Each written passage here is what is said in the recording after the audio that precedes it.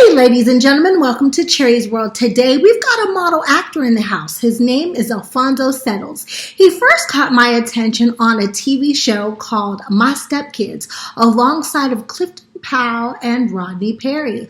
But he got a new show, and it's called Deceitful Passions. I want to hear all about it. So without further ado, ladies and gentlemen, please welcome Mr. Alphonso Settles.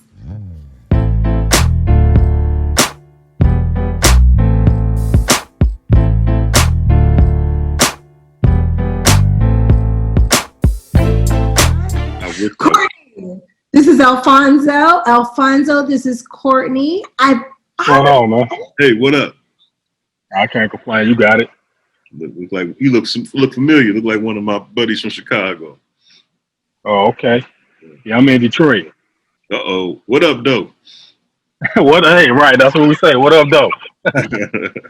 Now, Mr. Man is actually with us today, and he's in the car because he tried to leave set early to make sure that he got here on time. Yes. Nice. Been working. I've been blessed, so it's been a blessing, man. So I'm just trying to capitalize on any and every opportunity that I can get that's gonna lead me in the right direction. Absolutely. What you working on today? Well, we was filming. Actually, what happened? The project that I was going to do, they ended up. It's a long story, but you know how I go in the indie film world. So I don't want to get into too much, but that's probably not gonna happen. Oh, okay. Well, moving right along. So, Courtney, he was on this show called My Stepkids with Clifton Powell and Rodney Perry. And that's where he really caught my attention. Can you tell us a little bit more about that crazy ass show? Well, it was supposed to go to my TV 20, and some things went on the back end that ended up not happening. But I did get the chance to share the set with Cliff and Rodney, and we had a lot of fun. We shot that. We were all over different parts of Michigan. I shared the set with them about 2 or 3 different days, and we had fun. But more than anything, we worked. But I got a chance to sit next to some guys that's been doing this forever and just pick their brain, just see how they move and how they operate. And I wasn't starstruck, but I was just really paying attention to what they were doing and how they was moving, and just trying to incorporate some of the things that they were doing into my own, and then make it my own. But I was really blessed to be able to share the set with those guys. We had a lot of fun. That's awesome. Now, how long have you been pursuing the whole acting career? It's really something that I always wanted to do. Growing up, I just played basketball. I was into sports, and then you get to a point where it's like, okay, obviously I'm not going to the NBA, so you got to do something different, man. So I want to say for about maybe a year and a half, 2 years, I was kind of like stuck, like not really knowing what to do next because all I knew was sports. So I got off into the acting thing about 2015, going into 2016, and it started with the modeling. I was doing a lot of different shows and doing things of that nature, and this company that I was working for, they had sent me some information about being an extra in this movie called Ovid and the Art of Love, which literally just went to Amazon Prime about maybe a month ago almost, but we shot it like 4 or 5 years ago. And, I sent them all my stuff, had to send them my headshots and, my resume, which at that time, nothing was on my resume. So they went and they looked at my pictures, my headshots, and they came back at me and said, instead of you being an extra, we would like for you to be a feature extra. So you won't have any lines, but you'll share the screen with John Savage. And, he been acting since, before I was born just about. And, I shared the set with him, and, man, we sat on set for 4 or 5 hours just, waiting to get our scenes. And I just was able to just pick his brain and learn a lot from him. So I just was, again, that was my first time doing anything in front of a camera. So I just was in awe, and I got bit by the bug, and I just been doing it ever since. Nice. Hey, so Cherie brought it up that you worked with Rodney Perry. I interviewed Rodney Perry a few years ago, and I was actually working some show with him as well. He's got the COVID. I don't know if you guys heard that. He got COVID-19. I did hear that. I did hear that. My prayers go out to him, man. This COVID-19 is you gotta be careful out here, man. I think the way that we're used to living and what used to be the norm is that's going away. I mean, now everybody got to be masked up. You got to practice social distancing. So my prayers go out to him. I did hear that he had COVID, so I just hope he bounced back Yeah, and keep making us laugh. right. Speaking of COVID, like you're out working right now. Are you comfortable? I mean, Well, yeah, because if I wasn't comfortable, I wouldn't do it. The sets that I've been a part, they've been very, very mindful about how we move. We even practice social distancing on set when we can. We got one person that handles the food and the snacks and catering, so everybody's not, dipping their hands in the same thing. And they check our temperatures before we even walk in. Uh, we hand sanitizer, everywhere. Everywhere you turn, it's a bottle of sanitizer. So, we being as proactive as we can be and still try to work and do what we love to do. So it's a little difficult, but we understand. So everybody's been pretty on point with what we need to do to try to keep everybody safe. You know, I just thinking like about this, about how COVID is messing things up. Like, what if they asked you to do like not necessarily like a love scene, but like a kissing scene? Like would you be thinking twice? Like, well, damn, I remember Janet Jackson said that about Pac for Poetic Justice. Yeah, I remember that. She made him take a test or something like. Yeah, I remember. That was crazy. So but now that's kind of Yeah, I mean now it's not so crazy. I mean, would I be comfortable with it? I probably would, only because before we even go on set, we have to get COVID tested, and we have to show our results and make sure everybody is what they need to be. Well, So you it actually would be in take the the back test? of my mind. Huh? Were you actually taking the test? They actually make you take the test? Yeah, you have to go to a facility, wherever you can find near you and get tested. And, Oh, okay. come with your results to make sure that you're good to go so we can work. So that right there kind of personally helps me to be able to move along. Like, okay, everybody here got tested, so we good to go. So let's work. Okay. it's scary. Yeah. Test is a month. Well, that test is rough from what you took the one where they stick it in your nose, right? Yeah, they stick it in your nose, but they got different ones now because I think when the COVID first hit us, they had the one that went like all the way up here. Yeah. Now they just got the swab where they just get the tip of your nose and kind of go from there. So it's not so bad. It's just like getting swabbed out. But those first tests were like the needles was like that long, them swab tips. So Like taking the I didn't have to STD, go through that. like taking that STD test. Not that I would know. Well, hopefully you do know. Well, I mean, But yeah, like I ain't gonna kind lie. You just made me feel a little bit more confident because I was scared of that thing going all the way up in my nose too.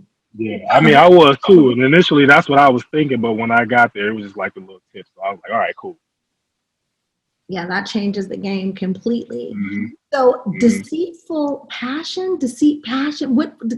Correct me because I know I'm saying it wrong. Deceitful Passions. Oh, deceitful passions. Tell us about it. Uh-huh. Oh man, where can I start? It's a messy movie. It got a lot of different twists and turns that'll keep you on the edge of your seat. It's one of those movies that when you think you know what's about to happen, something else happens. It's very unpredictable.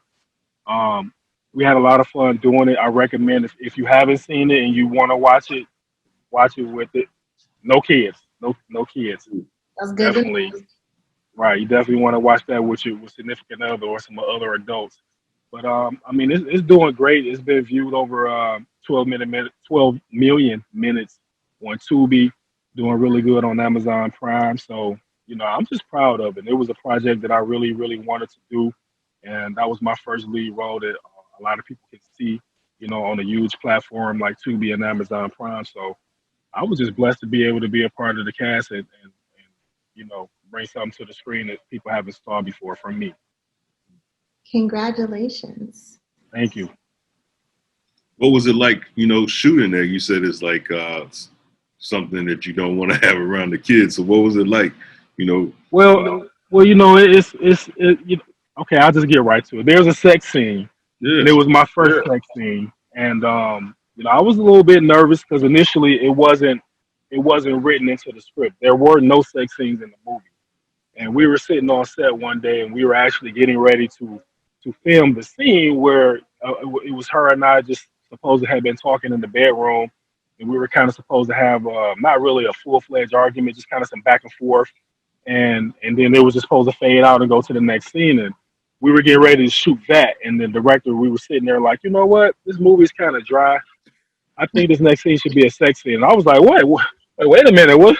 Like, what do you mean? And then they started talking about how they wanted to do it as if I wasn't sitting right there. I'm like, hello, like I am sitting right here. Like, wait a minute, like. So we ended up not shooting it that night, and then, they gave us a couple of weeks to kind of get mentally prepared for it, and we went ahead and shot it a couple of weeks later, and it wasn't as bad as I thought it was. Her and my co-star, we both was like, oh, it wasn't so bad, and then when we looked at the playback, we was like, okay. It was sensual, it wasn't like Power or nothing like that. They gave you a couple of weeks? They did, because once they decided to add it, they had to figure out how they were going to shoot it. And initially, they didn't know how they were going to shoot it because it wasn't in the script. So they had to go back. I done been in that position, okay? And I done been in a position where it wasn't a sex scene in the script, but I had a director take me to the side and be like, okay, we know you got this no nudity clause, right? But how would you feel if you take your pants off right now and we just, we need a little spice and we just film you walking up the hallway, maybe in like some panties or a long t-shirt, and you go get in the bed. Yeah, that's what we're going to do. Are you okay with that? And then all of a sudden, they're off searching for panties. You know what I mean? Oh, let's find these panties. Do these panties fit you? Should we do boy shirts? I'm like, I'm not doing the thong. You know what I'm saying? Give me the boy shirts. I'll do that. And then they just right there. So they gave you a couple weeks to think about it. Yeah, they gave up. Well, not so much to think about it, because once they decided on set that we were going to do it, it was a done deal. It's just for them, how are they going to do it? How are they going to shoot it? And within those couple of weeks, I'm like, yo, so y'all figured out how we going? They like, no, not yet. So it really wasn't the day of till we got to set that they decided how to set the room, and because there was a lot of mirrors around, so they had to set the room, which took them about an hour and some change to just even set the environment for us. And then, once we got ready to shoot it, they pulled us off to the side. It was a closed set, so it was only people there that needed to be there to make it happen, and we did it. And a lot of people look at it and they say, oh, were you guys doing it for real, or was this? And I'm like, no, it's not what you think. Like, I don't act. So how do you act a sex scene? Well, I mean, you just play out the motions of what you're doing. But for me, I'm just concentrating on what we need to do to get the scene. I'm not excited. My mind is not wandering, because you're in the mix of it, but you got a camera right here. And then you got the directors telling you what to do and how to move, and okay, cut. We gotta do this, we gotta do that. So there's a lot of cutting in between. They might have to change the battery, or maybe something showing in the background that shouldn't be showing. So it's just not like when you see it and you look at it for those 45 or 30 seconds or however long it is. It's not like that continuously. It's just once they edit it and run it all together, it turns out to be that way. So how long does it take? How long does it take to shoot a 45-second sex scene? That scene for me, that was about almost 2 years ago. I think it took us about an hour, maybe 45 minutes to an hour. It wasn't long. I was in bed with Clifton Powell for a good hour and a half once. Yeah, it was about that. It wasn't long at all. So it was a lot of cutting and but you had weeks. I got a, hey, Cherie, this is Shy. You and Shay get in bed. Or, hey, Cherie, this is Marcus. Y'all go ahead and get under them sheets. Hey, Cherie, this is Clifton Powell. Like, weeks. I don't know. I've never had that. Yeah. Just to let you know, Courtney, even if it is in the script, Antoine Tanner is the perfect one. He's like my brother. We had our sex scene, right? Mm-hmm. It was, take your clothes off. Then you got makeup and hair coming to fix you while you laying on the pillow and laying your hair. There's nothing sexy about it. Not at all.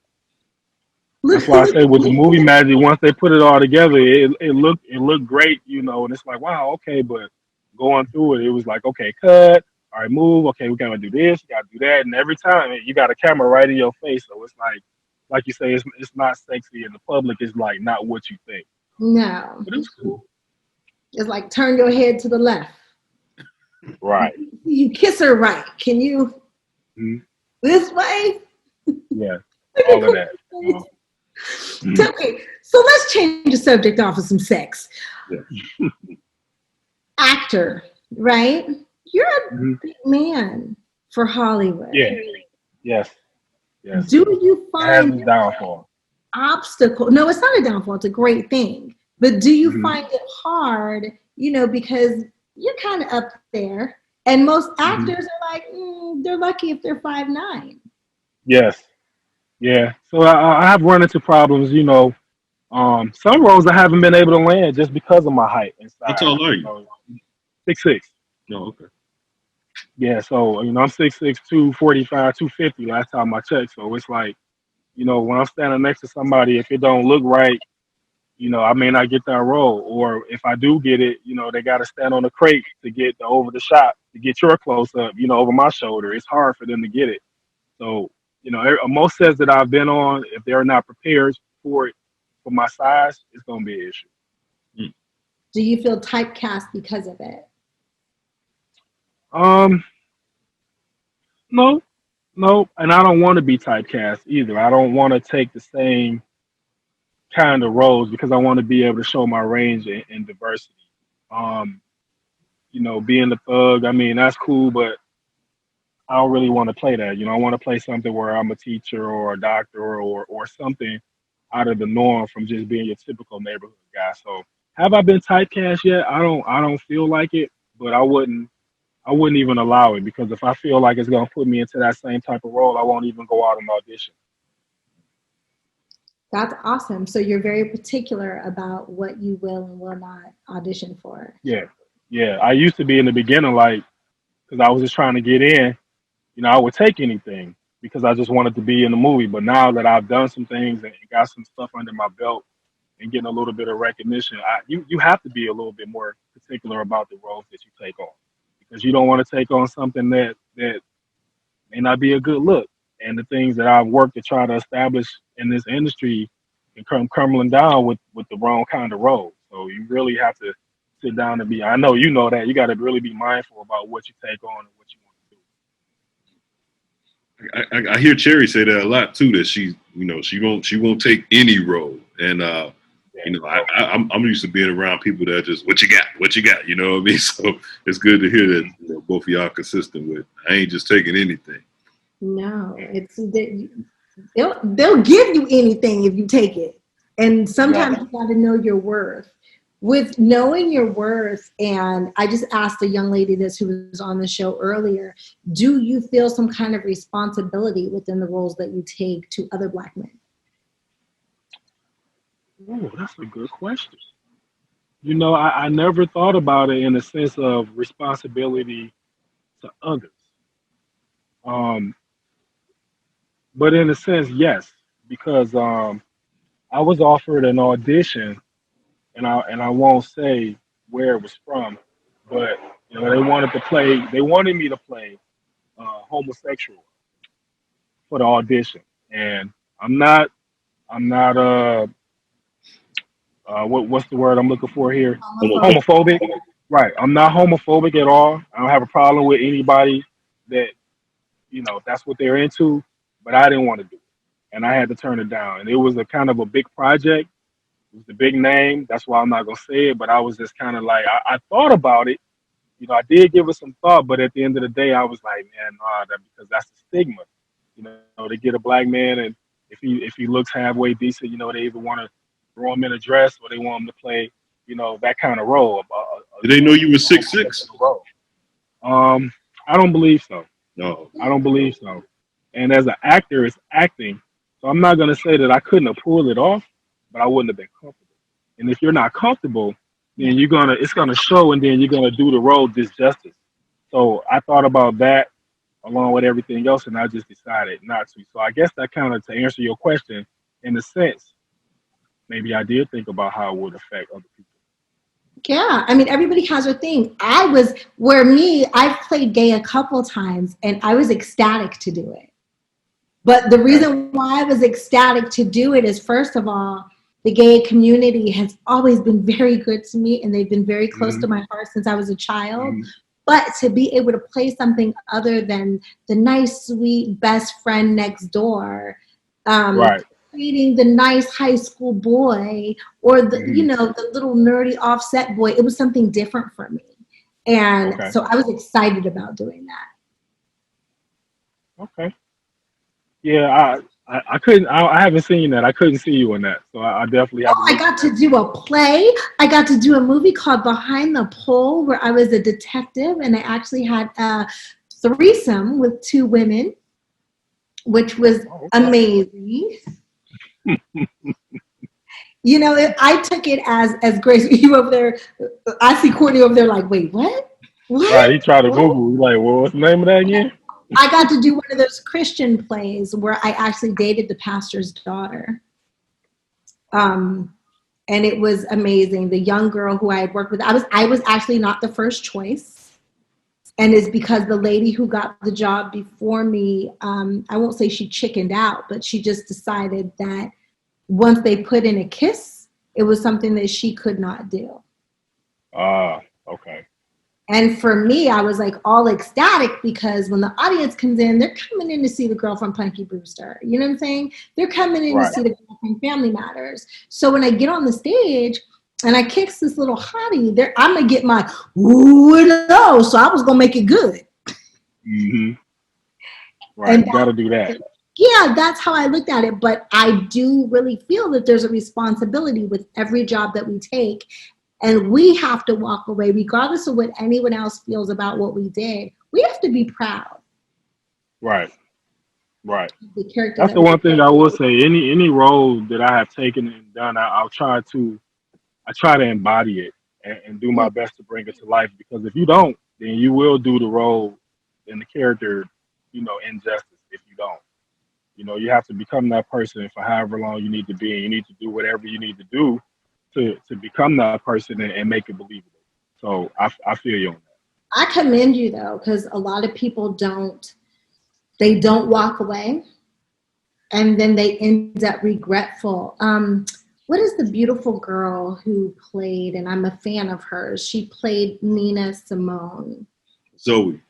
Zoe Saldana is now coming out and saying that she wishes that she didn't play Nina Simone. I mean, that's like a big deal.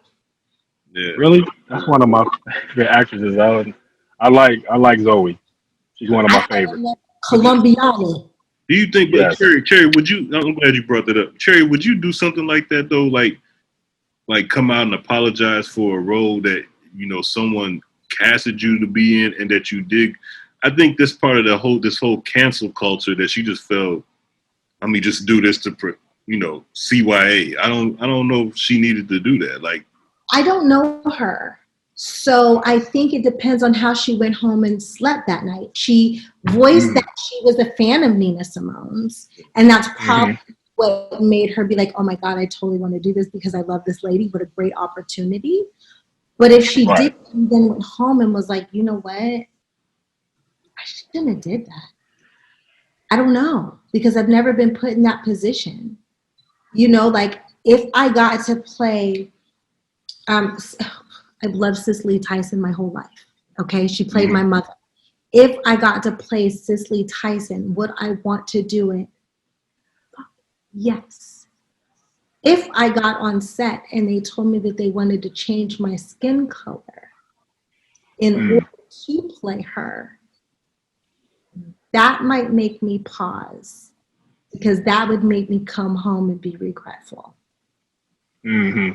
And that might make me feel like maybe a brown skin sister should have got that instead of me, like a Mm-hmm. Terrell Hicks. That So it makes sense. depends on the integrity of the project and what integrity I would bring to it. I probably wouldn't have done it. Mm. You trying to change my color and all that kind of stuff so that I can be something else. Yeah, that doesn't make you feel good at night. uh, Yeah, that makes sense.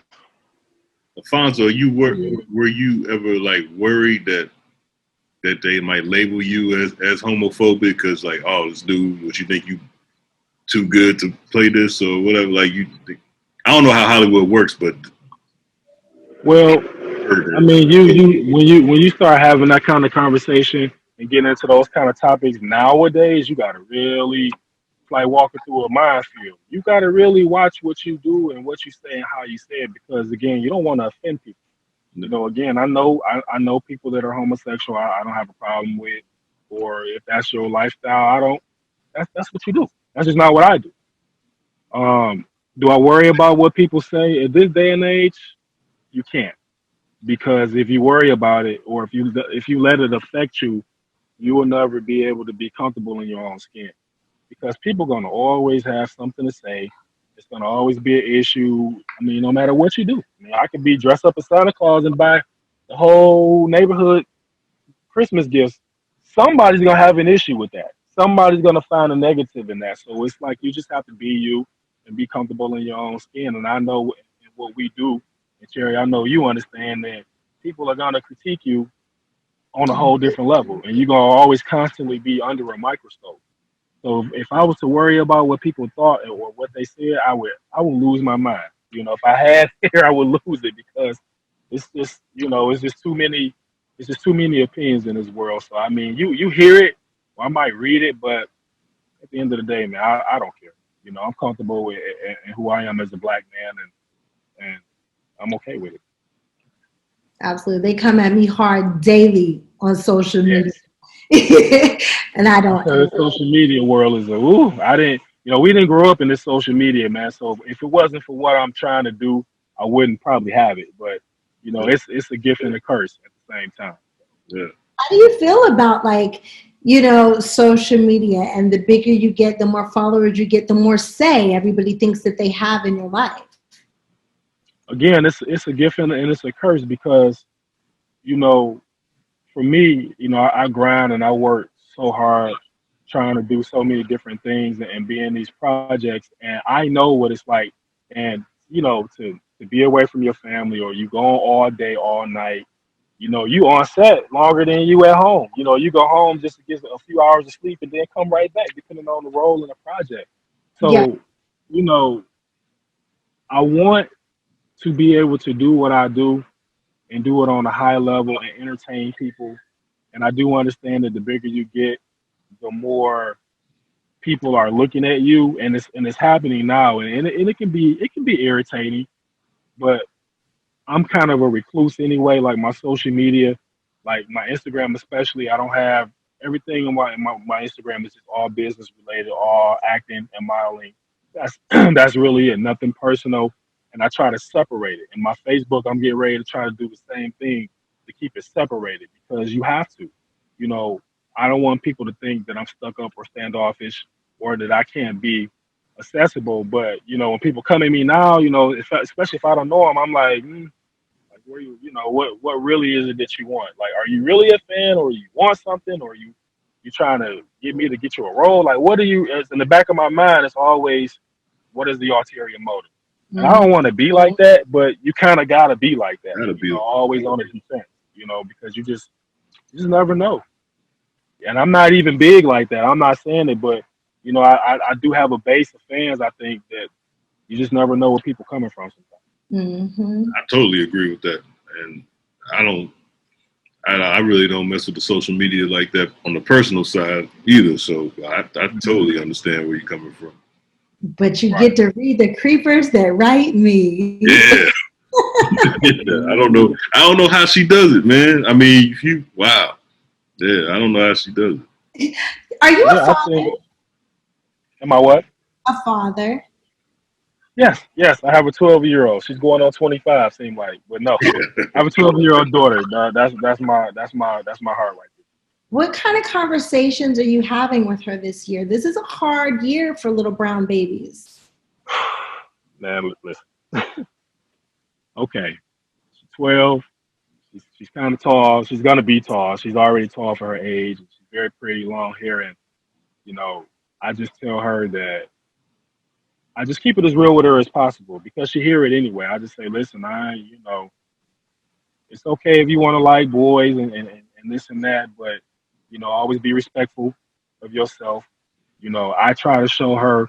what real love is first. So when she finally, get off into on a date and married down the line, long time down the line, she know what she to expect because I'm trying to set the example for her now. You know, um, as far as her being, a black woman or will be a black woman as she gets older, I just let her know that you know times are changing for women. There are a lot more women are in power and CEOs than it was 20 or 30 years ago, but you're gonna always have to work 10 times harder to get where you want to get. And you want to be able to do that on your own. That's why I tell her to, finish school. I know college ain't for everybody, but if you at least go and get that experience to know if it's for you or not, and just work hard and don't let nobody tell you what you can't do if you feel like you can do it. And we have a really she's really a daddy's girl. She tried to act like she ain't listening, but she hear me when I talk to her. Yes, and she might bring it back up several years from now. Yeah, yeah. So Yeah, that's my road dog. Anywhere I can take her, she usually be with me. So, that's really knowing sweet. that you're a father, is that one of the reasons why you didn't want to take that role too? Mhm. Um, no, Oh, because at the end of the day, I'm still an adult, still a man. okay. Um, are you referring to the deceitful passions or our other role? The, No, the one you turned down. The other role, yeah, yeah, yeah, yeah. Because she know me as I'm a manly man, but she knows I'm a great actor. But for her to see me in that light, she wouldn't judge because she knows and she understands. But I wouldn't want her to see me. I just wouldn't. that makes sense. So speaking of being a dad, what's going on with school? Are you worried? Are you social distancing? Are we learning on the internet, or is your baby going in that door? I don't want her to go in the door. We just had a meeting a couple of days ago, and I voted for it to be virtual learning because that's pretty much what they've been doing since the pandemic hit us in March. Um, we can practice social distance as adults, and it's tough. It's very hard. Right. You think kids don't do social distancing? No. Nope. Once they get in there, all the masks is coming off, Yep. all the protective. None of that is gonna matter to them because kids already think they're invincible anyway. They're not going to practice social distance. I don't care, in my opinion, how much they try to enforce it at the schools. I just don't think it's gonna happen. She'll be in the eighth grade next year, so she's still in middle school. So that's the age range of I believe 11 to 13. I just don't see them being able to social distance, and I don't want my baby to come home and be sick. And you can't watch them 24/7. So I voted for them to go just online, Yeah. virtual, because that's the way that the schooling is going anyway. Everything is online. Send me the website, send me the link, and they doing homework off their cell phones. Whereas in our days, we didn't even have cell phones. So Right. they learning a whole other different style of stuff than what we grew up with. So nah, And she it's so got she got crazy. laptops and all that, so It's she'll so use crazy that. for me when I first started doing the show with Cherie. She was teaching me, you know, she's been teaching me about manifestation, but she's been telling me about homeschooling from the beginning when we first started doing the show. That was a couple of our first Mhm. shows was about this, and I would have never thought a year and a half later, like that's what I'm doing now. Like Yeah, not as much in yeah, life, but yeah, the homeschooling like it's like essential. I'm with you. I don't yeah, want my yeah. kids. I don't want my kids in there. Mm-mm. Yeah, so if I can have my way until I know that they got this COVID situation under control, hopefully it's soon. But until I feel comfortable as her father sending her to school, she'll be right at the kitchen table on the desktop. Yep, So smart. she wants to go back to school too, but Yeah, she want to go so she can socialize. exactly. I mean, be in school too, but she want to be with her friends, and I Yeah, don't know. You stay home. yep. Of course, all kids are going to want to be at their. I told people, and people are like, "Oh, kids are smart. Kids listen. Kids have more common sense than adults." True, but by the first recess in kindergarten, they're going to be trading masks. Yeah, I give you my Batman for your Spider Man. Exactly. yep. Yeah. So and then they want to horseplay and then what you gonna do with gym class, or they just gonna cut gym out? Like I don't really know how they're going to even teach the curriculum or what it's gonna be about. So I just send me what she gotta have, or send it on the computer, and I'll feel a whole lot safer. And we'll get it done. Some kids are actually being put in a class. They're not allowed out for recess. They're not allowed out for lunch. They are at their desks the whole time.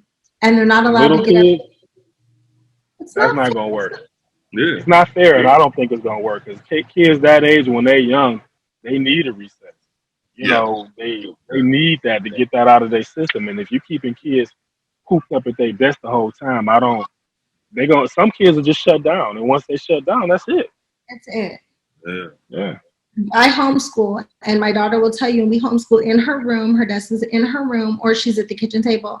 She will tell you after about 45 minutes, I need a break. Yeah. Yes. And I let her take it. She needs a break. Yeah. Let her get up a wiggle. Sometimes we do, like she's 6. So you do 3 questions, stand up, do 10 jumping jacks, and then sit back down. And we make it a game Mm-hmm. so that she doesn't lose interest. Yeah, but if you got them cooped up at that desk, that's a recipe for disaster. Yeah. It's just Yeah. not fair.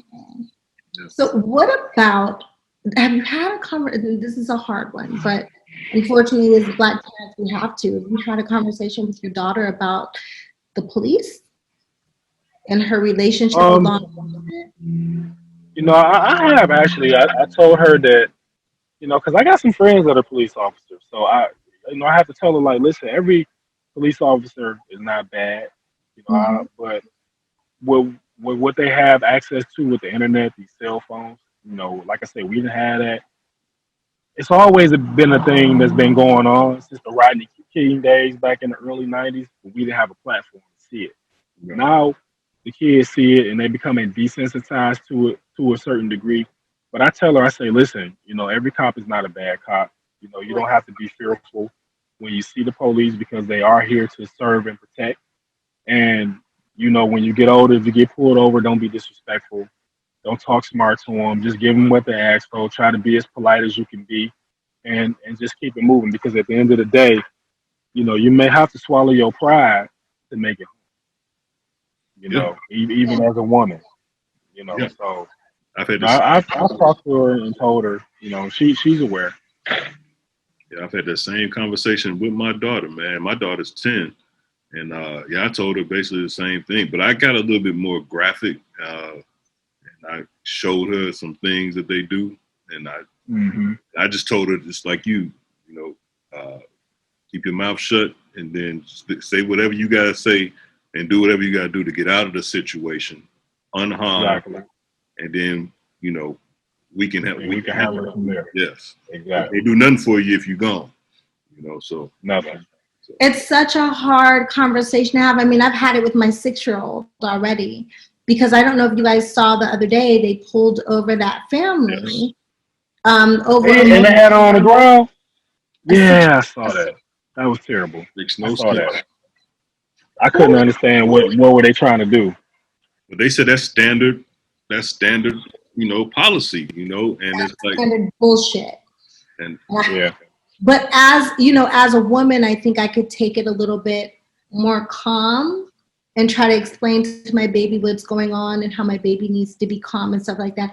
As fathers, you guys have that natural protection thing. Mm-hmm. Have you Mm-hmm. thought about being put in that position where you would totally have to humble yourself just to make sure that you and your baby gets home safe after something like that might happen? Um. Yeah, I actually have. This was some years back. I had got pulled over, and I don't know. I think they were undercover narcs. They mistaked me for somebody else, and my kid she was very young. She was still in the car seat. She had to have been about 1, maybe 2 tops. I was driving up the street, and the next thing I know, the cop, it was a van. They cut me off, pulled in front of me, jumped out with their guns out. It's like 5 or 6 of them, and like one female, and had their guns drawn, screaming at me, telling me keep my hands up and get out of the car. And I didn't know what was going on. Like I didn't know what was going on. And I'm like, I got my daughter in the back. She's screaming, crying. She don't know what's going on. And I'm like, I'm telling them like, what did I do? What did I do? And then I heard one of the guys, he pulled well, I guess he was the lead officer. He pulled him to the side and said, "That's not him. He got the wrong car." And they looked back at me and was like, "Sorry for the inconvenience. Have a good day." He got back in their van and pulled off. And I No. just was like, I just was in awe. Like, but while all of that was going on, I'm like, what did I do? Why are you guys pulling me over? Like, I didn't do anything. Like, what is this even about? And I guess once I got to, going back and forth with them, letting them know that, hey, I'm not whoever you think I am, and then they realized like, no, this is not him. They got in their van, they stormed, skirted down the street, and I But just, that's not good enough. nope, That's not good enough not good because enough. now we have a child who's in the back who is terrified anytime they see a cop car. Hmm. They're literally traumatizing generations of Black people. And Yeah. sorry, we got the wrong car is not okay. What can we do to change that or to make them change that for the next generation? Did you call the I, station? Did you complain? no, I didn't because I didn't know where they were from. They were in an unmarked van. I didn't see their badges until they got out because some of them had them around their neck. Some of them was wearing it, on their waist. And they had all I saw was guns. And at Yeah. that point, I just feared for my daughter, for my life and my daughter life, because I didn't know if they was gonna shoot or shoot in the car, or not know she was in the back seat in the car seat. Like that could have just went left on so many different accords, man. So I just wanted them to go ahead and get away from me and let me take my daughter and go about my business. So that's not good enough. But at that time, I was so scared, and I just was happy the day was gone. That was good enough for me. But with all the things, Cherie, that's going on in this world, man, that I think that they're starting to listen to us a little bit now. So I just pray for change and equality across the board, man, and hope that we can be finally treated as equal and as human beings. Because as right now, I feel like we are an endangered species and we've been hunted.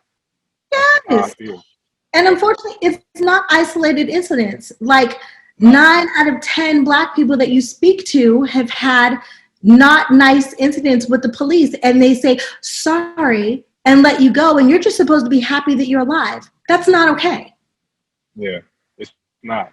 It's not. So hopefully, man, with all that's going on in the world with the George Floyd and the Breonna Taylors and just everything with the racism, and I hope it stops. I pray that it stops because I got to be here to protect my kid and be here for my family.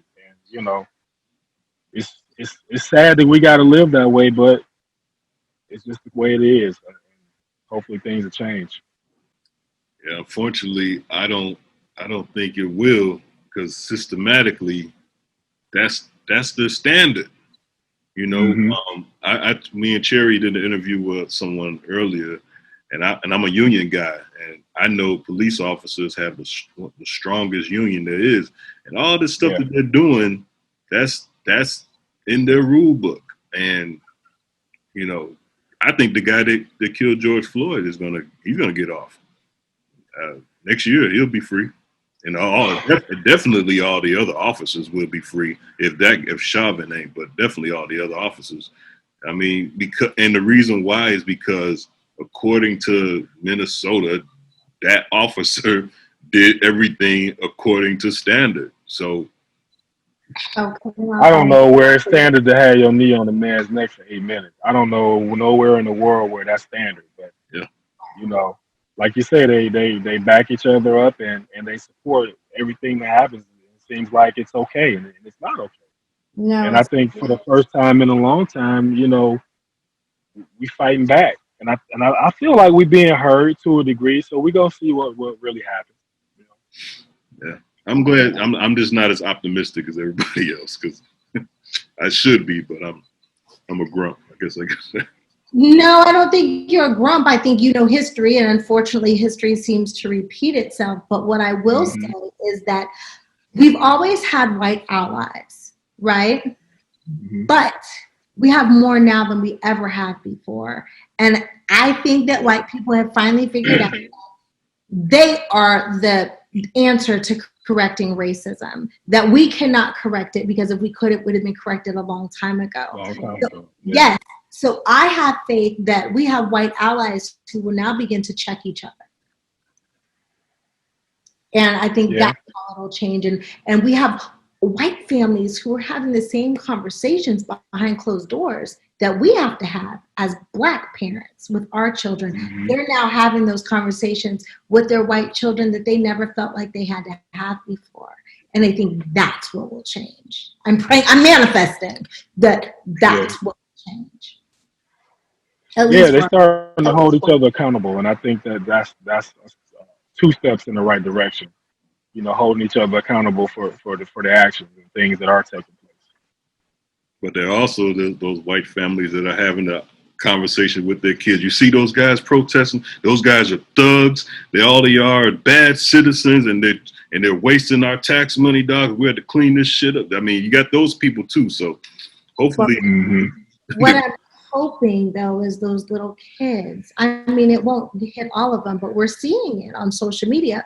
We're seeing some of those little kids say, "Mom, Dad, you're wrong." yeah, Yeah, yeah, I've been They're seeing that. that's good. wrong. So regardless of what their parents are feeding them, their own conscience is kicking in and they know it's wrong. Hmm. So I think before, even though some of the children knew that mommy and daddy were wrong, mommy and daddy is how they ate, they didn't say anything. Yeah. We got some rebels coming up now who don't mind saying, I don't care if I get in trouble. I don't care if I get a spanking, but you're ridiculous and I'm disgusted by your views. Hmm. That's because a lot of kids have been home, and now they get to see it for themselves. Yes. See. Right, Hey, right. Alfonso, let me ask you a question because Cherie made me think about. So when I first met Cherie, I interviewed her, and I asked her what role does she want to play, and I forget exactly what it was, but she said a dark role. I forget exactly what it was, but Hmm. do you see? Is there a role? I know we touched on that already. What kind of role would you like to play that might be outside the box per se that you? Well, two. One, I want to do a horror movie where I'm the only Black guy, like it usually be, but I actually want to survive. I Oh, actually had landed a role like that where I was the only Black guy and I was gonna live. It was about 3 or 4 different times you thought I was gonna die, and I lived, but we ended up it didn't happen. I was so hurt. I wanted to do that, but outside of that, I want to do. I like to play crazy. I like to play kind of like the perfect guy, fatal affair kind of role. I like to play stuff like that because it's fun. And he You want to can kill. embody that. Well, yeah, I mean, yeah, if it calls for it, but I want to play that kind of crazy because that's so much. That's so far from my actual personality for me to do it and to be believable. Because I did a play like that, and a lot of people that knew me that saw the play were like, "Bro, like you killed that." Like because I'm so not like that. I'm cool. I'm chill. I'm laid back, but I would love to do a role where I come in as the charming guy in the beginning, and as it plays on, you start to peel back different layers, and it's like, hold on, this guy, and then at the end of it, it's like, okay, this dude is just flat out fucking crazy, like he's nuts. I would love to play a role like that. I would love it. okay. Cherie. I love it. Thank you so much for being here with us today. Can you Thank do you for having me. I appreciate it. awesome? Is there anything else you want the audience to know? Yeah, man. Check me out on Amazon Prime. Check me out on Tubi TV, Deceitful Passions. Also, The Bag Girls. That's BAG. Like, go get your bag. The Bag Girls is out on Tubi and Amazon Prime, and it's currently the most popular movie on Tubi. I think last time I checked, which was yesterday. So yeah. So those movies are doing extremely well right now. So if y'all ain't got nothing to do, check them out. Again, if you do watch them, don't watch them with the babies. Watch them with a spouse or somebody else that's an adult because it's not kid friendly. Let me ask both of you guys one last question. What I'm Mm-hmm. noticing, especially now, and I think COVID has, because people are going to be forced to stay home, and it's not going to be as much. I don't know if the theater business is going to survive or is it going to come back or whatnot. But streaming, like that is like at first it was like like the I don't know, but now streaming is like really the go-to now. How do you both of you all feel about streaming movies now or streaming TV as a new outlet? I love it because I don't really everything I do is Netflix or some type of streaming anyway. I don't even really watch regular TV. And for me, coming from the area that Cherie, like where we come from, like those kind of shows like Family Matters or Good Times or shows that we grew up with don't really exist anymore. Everything is reality and streaming. So for me, getting into this game of being an actor is perfect Yeah. because I'm not at the level where I haven't been in a movie on a silver screen that's playing across the world. Yeah. The silver screen movies I've been in are playing in my city. So everybody in my city seeing it, but the world didn't see it. So for me to be able to get on a platform like Amazon Prime or Tubi, where the world can see it, for me as an actor, that's huge. I'll take that because that's what it is. Like it's like the world is dominated now by the internet, but we didn't grow up like that. But if you don't have the internet, you can't survive nowadays. It's Yeah. like it's kind of becoming that way with streaming. Like if you don't have a streaming, it's like what are you doing? So for me, it's perfect. For me, I'm excited to see where it's going to go. I'm excited that streaming platforms are actually starting to give out network contracts. For me, that's a big deal because when they started, there was really not a lot of money in streaming for actors. Can you explain that? Can you explain that? What you mean by that? What I mean by that is because streaming was new, they didn't have the budgets that maybe a network would have. Okay. But now that we actually have networks like Peacock, is a subsidiary of Universal and NBC. So we have a network backing our streaming service that Punky is coming out on. We have a nice paycheck. But when streaming started, they didn't really have that. It was like, oh, we're trying something new. We got a couple $100. Are you with it? For me, I wasn't with it. But, so I'm excited to see where it's going to go 5 to 10 years from now. Because it'll be just like working for a network TV. Look like no matter what. Well, I'm happy for both of you all. Thank you. I appreciate that. Yeah. Thank you. I'm happy for you too, Courtney. Thank you so much for being here with us. Thank you. I appreciate it. I've been a huge fan of you since I was a kid or we was a kid. Like I've been watching you since Punky Brewster days. So to be right here and actually be talking and we're kind of doing the same thing now. It's amazing. It's awesome. Thank you. Well, I'm just gonna put it out there that one day I'm gonna get to work with that dimple man right there. Hey, that'd be awesome. I'm proud of you. Wait a minute, Thank this you. guy is 6'6". Cherie, I don't think you could pull that role off. Being working with a guy that's 6'6". I am 5'7". They could put me on an apple box. Yeah. Put you in some heels, you'd be about good 5'11". Joking. Almost 6 feet, and then you put my little 6 foot self on the apple box. I'm good. I'm joking. All right, we're good to go. Thank you, sir. Thank you. I appreciate it. Be safe out there. I will. Yeah. I will. Y'all be safe too. Y'all be safe too. Absolutely. I'm in the house. I ain't going nowhere. I try not to if I don't have to. So, yeah, I get it. I'll be out and about. Hey, please like and subscribe to my YouTube channel. It is the official Cherie Johnson. That way you never miss one of our Cherie's World podcasts.